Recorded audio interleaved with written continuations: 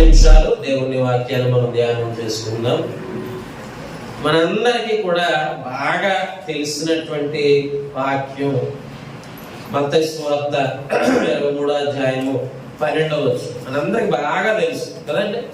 చాలా మనకి చిన్ననాటి నుంచి చాలా ఎక్కువగా వింటున్నటువంటి వాక్యం. తను తాను తగ్గించుకున్నవాడు హెచ్చించబడతాడు. ఇది మనకు బాగా తెలుసు, అందరికీ తెలుసు. ఎంతమందికి తెలుసు? చేతులు ఎత్తండి. అందరికీ తెలుసు, మనందరికి బాగా తెలుసు. ఎందుకంటే ఈ మాటని చాలా సంవత్సరాల నుంచి మనం వింటూనే ఉంటున్నాం కదండి.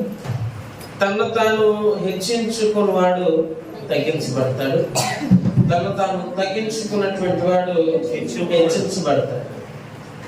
ఏమండి, అర్థమవుతుందా? ఇది మనందరికీ బాగా తెలుసు. అలాగే దేవుడు ఏం చేస్తాడంటేనండి, రెండవ దినవృత్తాంతాలు 32వ అధ్యాయము 26, 27 వచనాలు చూస్తే 32వ అధ్యాయము 26, 27 వచనాలు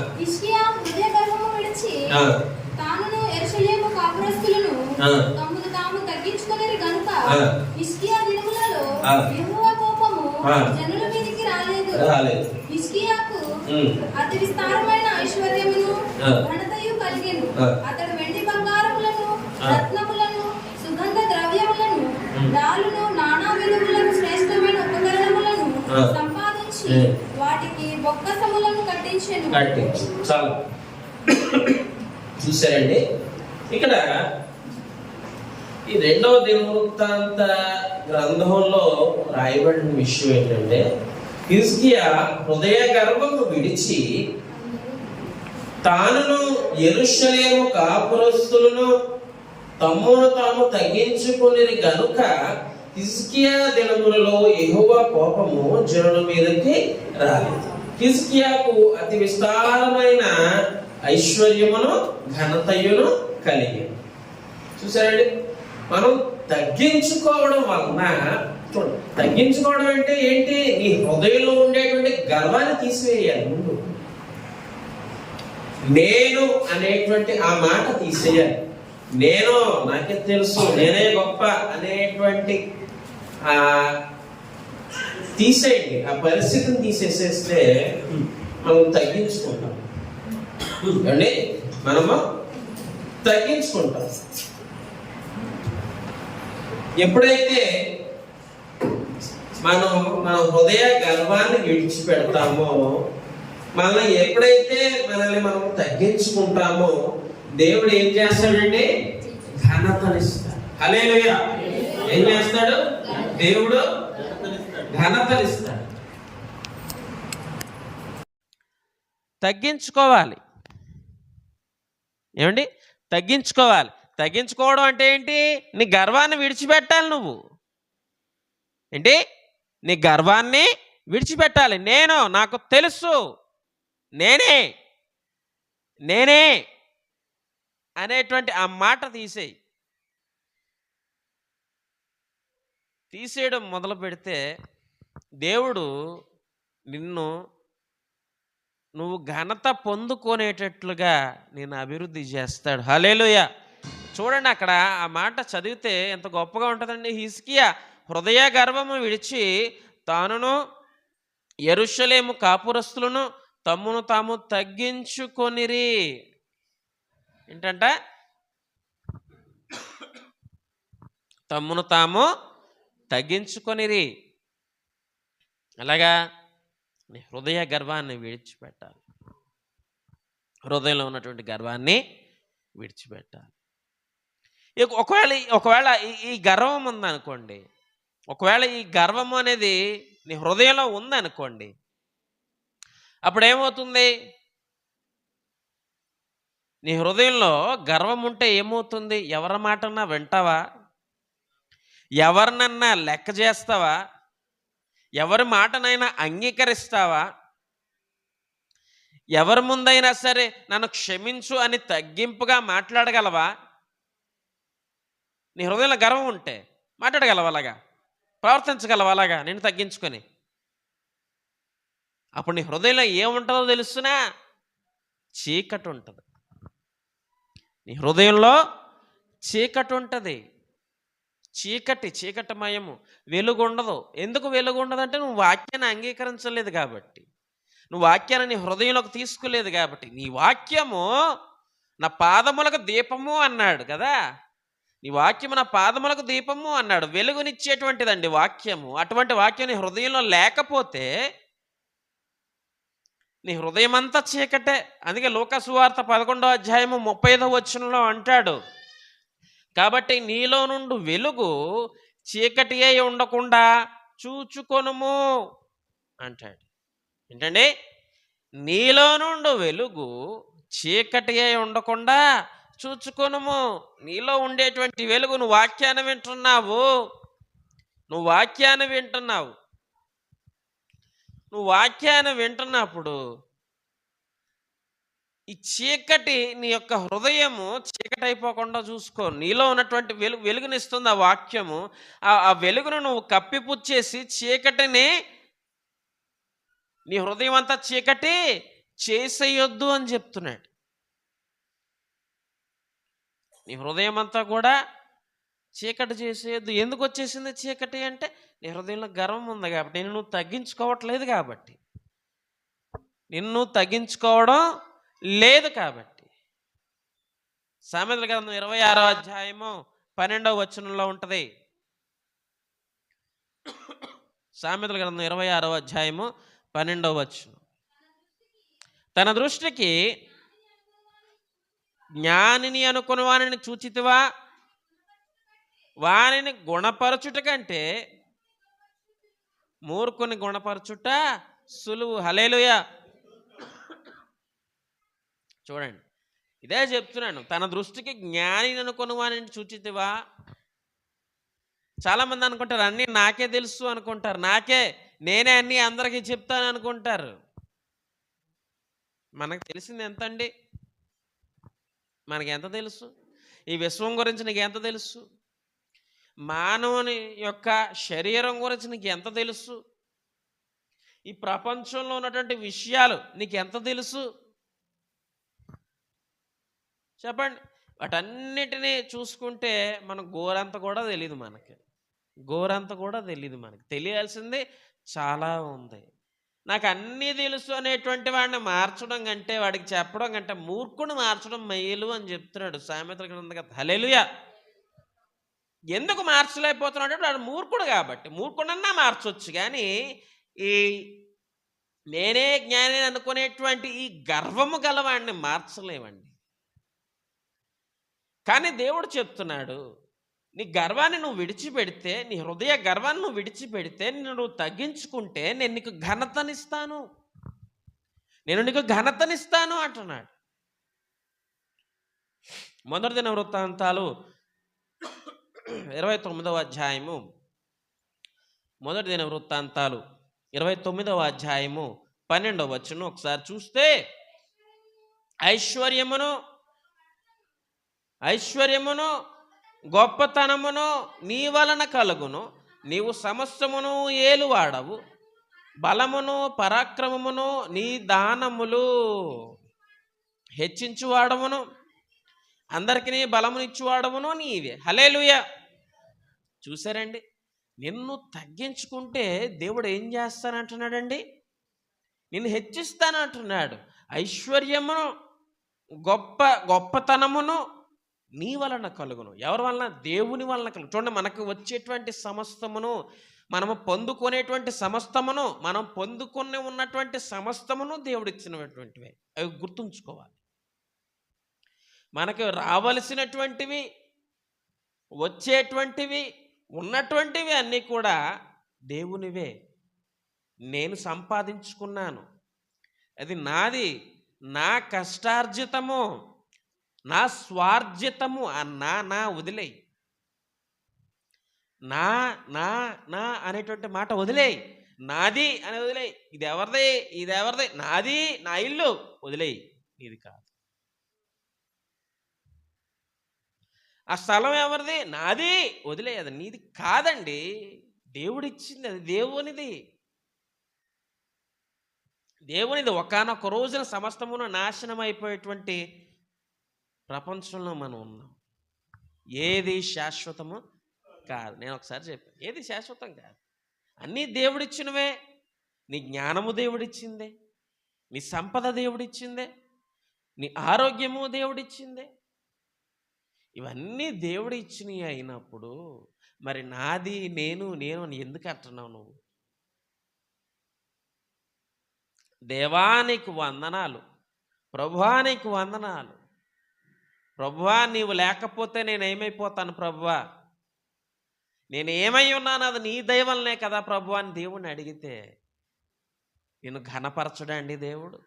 నువ్వు తగ్గించుకో. ముందు నువ్వు తగ్గించుకో. ఒక మాట చెప్పినప్పుడు ఎవరన్నా లోబడతారండి? ఇప్పుడు ఫర్ ఎగ్జాంపుల్ ఒకరు తప్పు చేశారనుకుందాం, తప్పు చేసినప్పుడు గద్దించామనుకుందాం. ఏమండి, బాబు తప్పు చేస్తున్నావు నువ్వు, అది తప్పు అని అంటే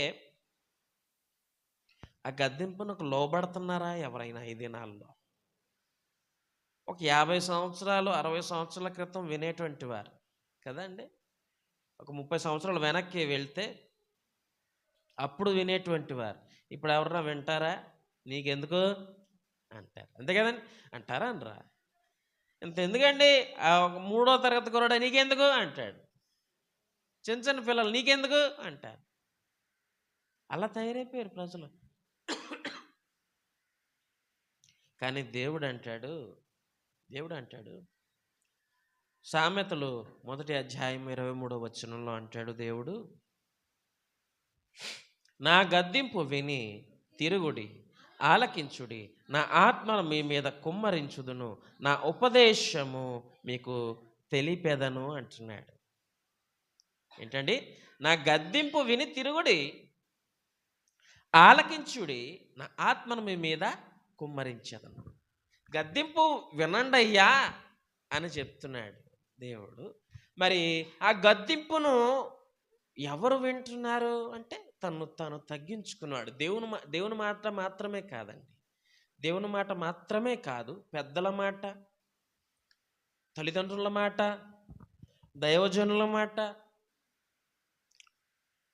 భార్య అయితే భర్త మాట, పిల్లలైతే తల్లిదండ్రుల మాట. గద్దిస్తే ఎవరన్నా లోబడుతున్నారా? లోబడకపోవడానికి కారణం ఏంటి అంటే నీలో గర్వం ఉంది. నీ మాట నేను వినడం ఏంటి? సామెతల గ్రంథంలో ఉంది.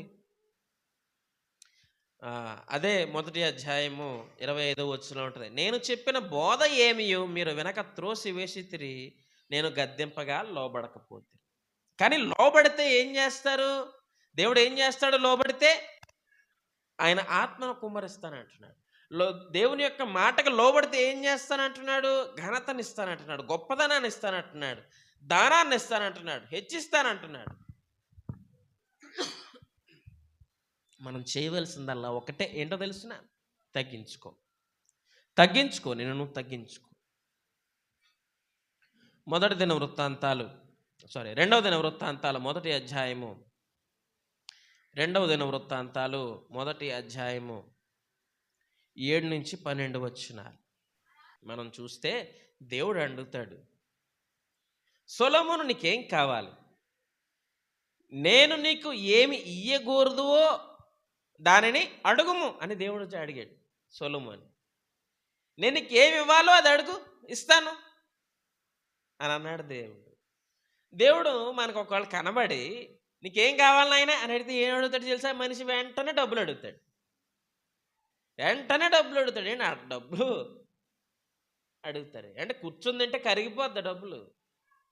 ఎవరో పలానా వ్యక్తి పెళ్ళికి ఎన్నో వేల కోట్లు ఖర్చు చేశాడు, ఖర్చు అయిపోయినాయి డబ్బులు ఖర్చు అవుతాయండి. అది ఎన్ని వేల కోట్లైనా లక్షల కోట్లైనా ఖర్చు అవుతాయి. డబ్బు అలా ఉండిపోదు, అయిపోతుంది. అడిగాడు నీకేం కావాలి అని అడిగితే సొలొమోను అంటాడు, నన్ను ఈ ప్రజలందరి మీద రాజుగా కూర్చోబెట్టావు కదయ్యా, నా తండ్రికి నీవు ఇచ్చినటువంటి మాటను స్థిరపరచు, వీళ్ళందరి మీద నన్ను రాజుగా నియమించి ఉన్నావు. చూడండి తర్వాత, నేను ఈ జనుల మధ్యన ఉండి కార్యములను చక్కపెట్టునట్లు తగిన జ్ఞానమును తెలివిని నాకు దయచేయము. హల్లెలూయా. వీళ్ళని చక్కబెట్టడానికి, వీళ్ళని చక్కగా పరిపాలించడానికి నాకు తగినటువంటి తెలివిని జ్ఞానాన్ని దయచేయి ప్రభు అని అడిగాడు. చూడండి ఎంత తగ్గించుకుని అడుగుతున్నాడు. తగ్గించుకున్నాడు. వీళ్ళని పరిపాలించాలి కదా ప్రభువా, వీళ్ళ పరిపాలించాలంటే నాకు జ్ఞానం కావాలి. వీళ్ళ మధ్య తగాదాలు వచ్చినా, ఏమన్నా విభేదాలు వచ్చినా వాటిని సరిచేయడానికి కావలసినటువంటి జ్ఞానాన్ని తెలివిని నాకు ఇవ్వు అని అడిగాడు. అడిగితే దేవుడు ఏమన్నాడో చూద్దాం. దేవుని యొక్క ఆలోచనలు చూడండి. దేవుడు ప్రతి విషయంలోనూ మనల్ని పరీక్షిస్తాడు. తెలుసునా అండి? ప్రతి విషయంలోనూ దేవుడు మనల్ని పరీక్షిస్తాడు. ఇక్కడ సొలొమోనును కూడా పరీక్షించాడు దేవుడు. నీకేం కావాలని అడిగేశాడు దేవుడు. ఏమండి, నీకేం కావాలని అడిగాడు దేవుడు. ప్రతి విషయాన్ని గమనిస్తాడు. ప్రతి చిన్న విషయాన్ని కూడా దేవుడు గమనిస్తాడు. ఓకే, నీకేం కావాలి? ఎందుకంటే మానవుడి గురించి దేవునికి తెలీదా? తను సృష్టించినటువంటి, తను తయారు చేసినటువంటి మానవుని గురించి దేవునికి తెలీదా? ఎలా ఆలోచిస్తాడు మానవుడు, ఎలా ఉంటాడు మానవుడు, ఏ విధంగా నడుచుకుంటాడు మానవుడు, దేవునికి తెలీదా? ఏమండి, తెలుసు. ప్రతీది తెలుసు దేవునికి. ఏమండి, ప్రతీది కూడా తెలుసు. వాక్యం వింటున్నారా, వాక్యం వింటలేదా, లేకపోతే ఏదో ఆలోచనలో ఉంటున్నారా వాక్యం వినకుండా, లేకపోతే పక్క వాళ్ళతో ఏమన్నా మాట్లాడుకుంటున్నారా, లేకపోతే ఏమైనా జోకులు వేసుకుంటున్నారా, లేకపోతే ఫోన్ చూసుకుంటున్నా, ఇవన్నీ దేవుడికి తెలుసు. ఏమండి, ఇవన్నీ దేవుడికి తెలుసు. దేవుడు చూస్తాడు. సొలొమోను కూడా అడిగాడు, నీకేం కావాలి నాయనా అని అడిగాడు. సొలొమోను చాలా చక్కగా, ప్రభువా వీళ్ళందరినీ పరిపాలించడానికి, వీళ్ళందరినీ చక్కబెట్టడానికి నాకు తెలివిని, జ్ఞానాన్ని ఇవ్వు. అందుకు దేవుడు చాలా సంతోషించి అన్నాడు, కాబట్టి జ్ఞానమును తెలివియును నీకు ఇవ్వబడును. నువ్వేమడిగావు? జ్ఞానము తెలివి అడిగావు. ఇంకేం అడగలేదు నువ్వు. చాలామంది డబ్బులు మాత్రమే కాదు, కొంతమందికి బ్రతకడం అంటే ఆశ ఎక్కువ కదా. నేను చావకూడదు అనుకుంటారు కొంతమంది, నేను చావకూడదు అనుకుంటారు కొంతమంది, నాకు చావు రాకూడదు అంటారు కొంతమంది. ఇలా ఉంటారు కొంతమంది, కొన్ని ఆశలు, రకరకాల ఆశలు. దేవుడు తప్ప అన్నీ కావాలి చాలామందికి కదండి. సరే, నువ్వు జ్ఞానాన్ని అడిగావు, తెలివిని అడిగావు కాబట్టి సరే నీకు ఇస్తున్నాను. కాబట్టి జ్ఞానమును తెలివిను నీకు ఇయ్యబడును. నీకన్నా ముందుగానున్న రాజులకైనను నీ తర్వాత వచ్చు రాజులకైనను కలుగునటువంటి ఐశ్వర్యమును, సొమ్మును, ఘనతను నీకు ఇచ్చేదను. హల్లెలూయా. చూసారండి, దేవుడు తన్ను తాను తగ్గించుకొని అడిగాడు కాబట్టి, తన సొంత ప్రయోజనాల కోసం కాకుండా ప్రజల కోసం అడిగాడు. తన కోసం అడగలేదు, తన కోసం అడగలేదు, ప్రజలను పరిపాలించడానికి అడిగాడు. తగ్గించుకొని అడిగాడు. అడిగినందువలన అడిగింది ఇచ్చాడు, అడగనిది కూడా ఇచ్చాడు. నీ ముందు రాజులకు లేనిటువంటిది నీ తర్వాత వచ్చేటువంటి రాజులకు కూడా ఉండనటువంటి ఐశ్వర్యమును, సొమ్మును, ఘనతను నీకు ఇస్తానన్నాడు. హల్లెలూయా. అంతే కదండి, బైబిల్లో సొలొమోనుకి అత్యంత ధనవంతుడు. ఆ యొక్క కాలంలో సొలొమోను అత్యంత ధనవంతుడు, అత్యంత జ్ఞానవంతుడు. అంతటి జ్ఞానవంతుడు అంతకు ముందు లేడు, ఇప్పుడు కూడా లేడు కదా, రాడు. అందుకే చెప్పాడు, నీ ముందు ఉన్నటువంటి రాజుల, చూడండి అక్కడ చూడండి ఉంటుంది, నీ ముందున్న రాజులకైనాను నీ తర్వాత వచ్చు రాజులకైనాను కలుగొని ఐశ్వర్యమును, సొమ్మును, ఘనతను నీకు ఇచ్చేదను. ఎంత ఘనత ఇచ్చాడండి జ్ఞానవంతుడైనటువంటి సొలొమోను. ఆ సొలొమోనుకు ఉన్నటువంటి జ్ఞానాన్ని తెలుసుకోవడానికి ఎన్నో దేశాలు దాటి వచ్చింది ఆ రాణి. అతని ఘనత గురించి విని, అతని జ్ఞానాన్ని గురించి విని అదే చెప్తున్నాను. నువ్వు తగ్గించుకుంటే దేవుడు నిన్ను హెచ్చిస్తాడు, హెచ్చించి నీకు ఘనతనిస్తాడు. నీకు ఘనత ఇస్తాడు. మనం తగ్గించుకోవాలి, తగ్గింపు గుణం ఉండాలండి. దేవుణ్ణి నువ్వు అంగీకరిస్తే నిన్ను తగ్గించుకోవాలి. ఎస్తేరు గ్రంథం 3వ అధ్యాయము చూడండి ఒకసారి. ఎస్తేరు గ్రంథము 3వ అధ్యాయము 5-6 వచనాలు. ఉమ్, ఆ, ఆ, ఆ, ఆ, ఆ, ఆ, ఆ, ఆ, ఆ, ఆ. చాలు. చూసారండి, హామాన్ ఏం చేసాడండి? ఏం చేసాడండి హామాను? ఆయన అలా వెళ్తున్నాడు. వెళ్తున్నప్పుడు మురిదిగా చూసి ఉండకపోవచ్చు. ఆ, వంగి నమస్కారం చేయలేదని చంపేద్దామని ప్లాన్ చేసాడు. ఎవరినండి? మొర్దుకైన మాత్రమే కాదు, అతని జనాంగాన్ని అంతటిని, యూదులందరినీ కూడా చంపేయాలి. ఎంతటి గర్వం అండి అది! ఎంతటి గర్వం అండి అది! అంటే ఒక్క నమస్కారం చేయకపోతే మొత్తం అతని జనాంగాన్ని అంతటిని నాశనం చేసేస్తావా నువ్వు? ఒక జనాంగాన్ని అంతటిని నాశనం చేసేస్తావా నువ్వు? నాశనం చేసేస్తే నాశనం అయిపోతారా? దేవుడు చూస్తూ ఊరుకుంటాడా? తన ప్రజలను నాశనం చేయదలిస్తే దేవుడు చూస్తూ ఊరుకుంటాడా? చెప్పండి. ఊరుకోడు.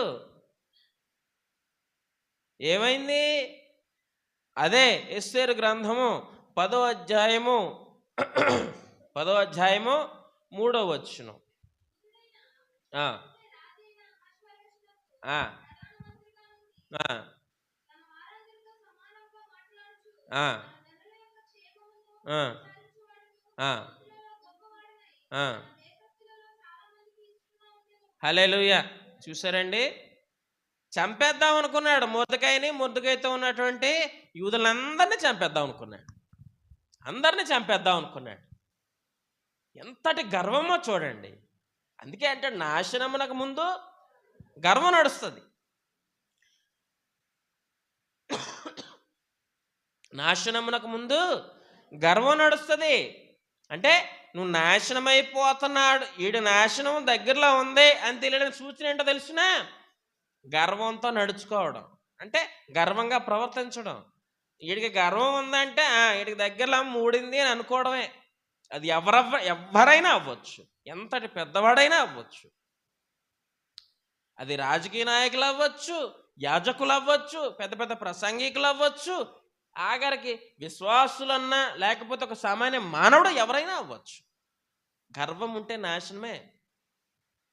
ఆ గర్వం ఉంటే నాశనమే. అందుకే గర్వంతో చంపేయాలనుకున్నాడు, వాడే చచ్చాడు. గర్వంతో చంపేయాలనుకున్నాడు, కానీ వాడే చచ్చాడు. దేవునితో సామాన్యం కాదండి. దేవుడు ఎంత ప్రేమిస్తాడో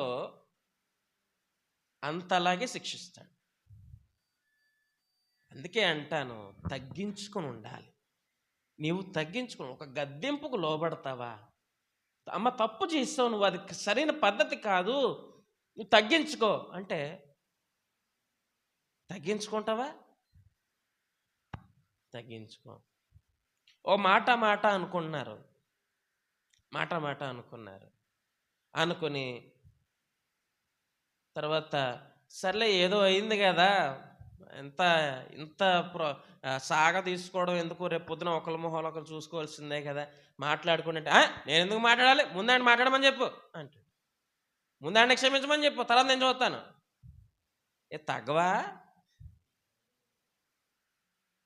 తగ్గవా? తగ్గే పని లేదంటావా? దేవుడు నొక్కేస్తాడు సుమా, నొక్కేస్తాడు దేవుడు. అది నీకు గర్వం ఉంది, నీ మనసులో గర్వం ఉంది. నేను చెప్తున్నాను వినండి, క్రైస్తవుడు అనేటువంటి వాడు తగ్గించుకొని బ్రతకాలి. హల్లెలూయా. నువ్వు ఎంత తగ్గించుకుంటే ఎవరికి అందనంత ఎత్తులో దేవుడిని నిలవబెడతాడు. హల్లెలూయా. ఇది నిజం. ఎక్కువగానండి ఈ గొడవలు పురుషుల కన్నా స్త్రీలు ఎక్కువ ఉంటాయి కదా, స్త్రీలు ఎక్కువ ఉంటాయి. అంతెందుకు, ఇప్పుడు పిల్లలు స్కూల్లో చదువుకుంటున్నారు, ఫ్రెండ్స్కి మాటలు వచ్చేసి 6th క్లాస్లో గొడవ అయింది అనుకోండి, 10th క్లాస్ దాకా వాళ్ళు మాట్లాడేకోరు. 10th క్లాస్ దాకా వాళ్ళు మాట్లాడేకోరు.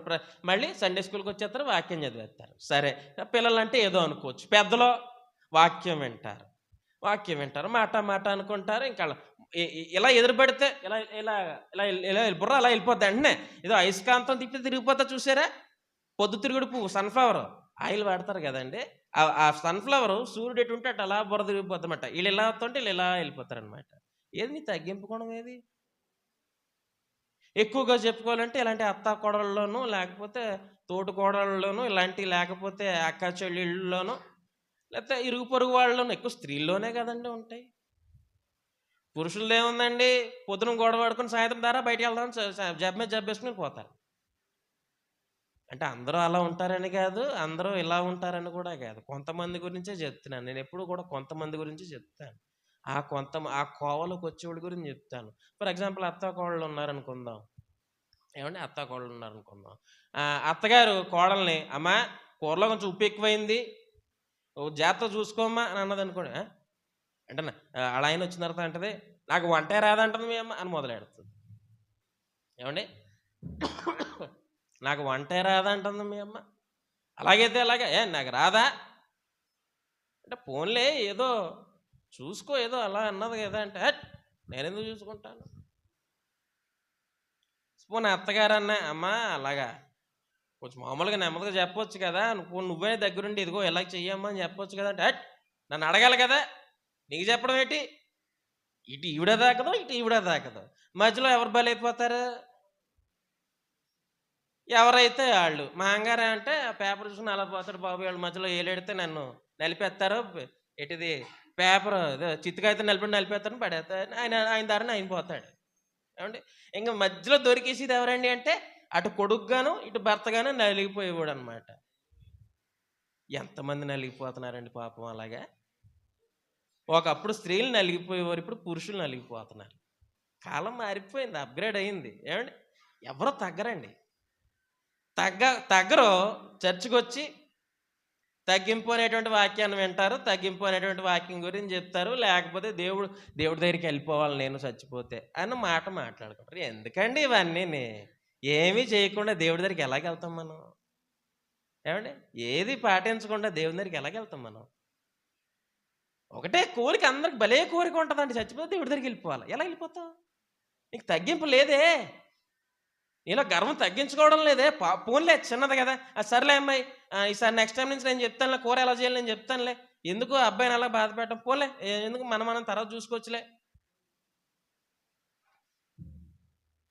అనే మాట రాదు. పోనీ అత్తగారు, పోలేండి మీ అబ్బాయితో ఏదో చెప్పాను నేను, నాకు తెలియలేదు చెప్పండి ఈసారి, పోనీ చెప్పండి మీరు అన్న మాట రాదు. ఏమండి, అన్న మాట రాదు. ఎందుకండి తగ్గించుకోనప్పుడు? ఎందుకండి దేవుని మాటలు వినడం? నువ్వు బ్రతికినంతకాలం గుడికి వచ్చినా అనవసరం దేవుడు చెప్పిన మాటలు వినకపోతే. అందుకే అన్నాడు సామెతల గ్రంథంలో, లోక సువార్తలో అన్నాడు కదా, నీ హృదయంలో వెలుగుని చీకటి చేసుకొని వద్దు అన్నాడు కదా. అంతేనా? లూకా సువార్త 11:35.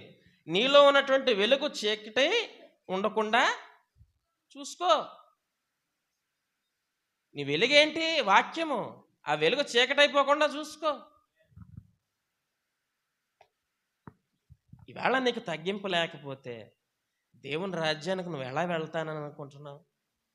ఈవేళ నీ హృదయంలో ఉన్న గర్వాన్ని తీసివేయకపోతే దేవుని రాజ్యంలో అడుగు పెడతానని నువ్వు ఎలా అనుకుంటున్నావు?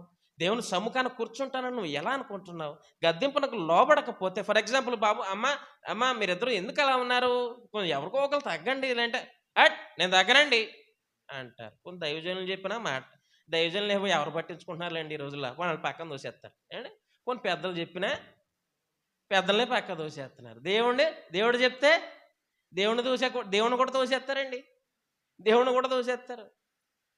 భలే తయారైపోయారండి జనాలు.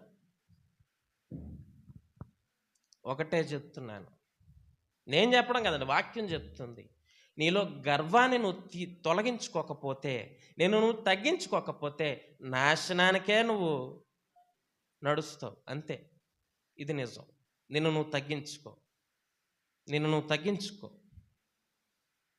ఎందుకంటే దేవుడు మనల్ని ఎందుకు పిలిచాడో తెలుసా?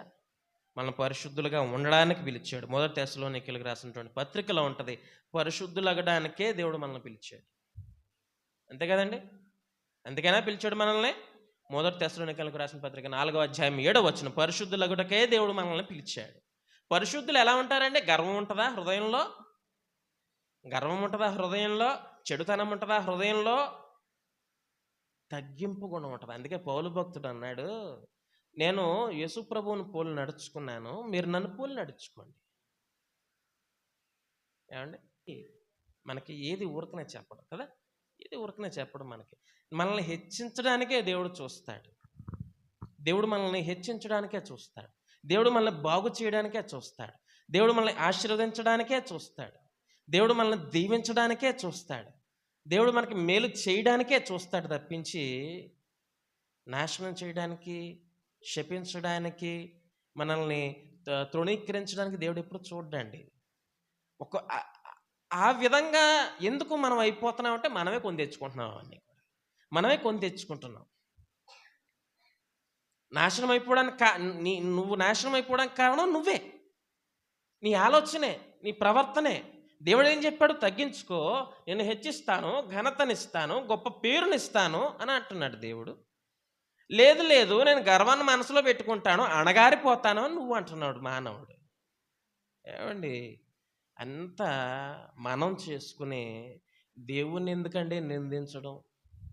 మన చేతులతో మనమే అన్నీ చేసుకుని దేవుణ్ణి ఎందుకండి నిందించడం? దేవుడు నాకు ఎందుకు ఇలా చేశాడు, దేవుడు నాకు ఎందుకు ఇలా చేశాడు, దేవుడు నాకు ఎందుకు ఇలా చేశాడు, దేవుడు నాకు ఎందుకు చేస్తాడు? దేవుడు నువ్వే చేసుకున్నావు, నీ చేతులారా నువ్వే చేసుకున్నావు, అంతే కదండి. అవ్వకేమన్నా దేవుడు ఆ ఫలాన్ని తినమని చెప్పాడా? తినొద్దని చెప్పాడు. ఈవిడెళ్ళి ఏం చేసింది? వెళ్ళి తెంపుకుని తినేసింది.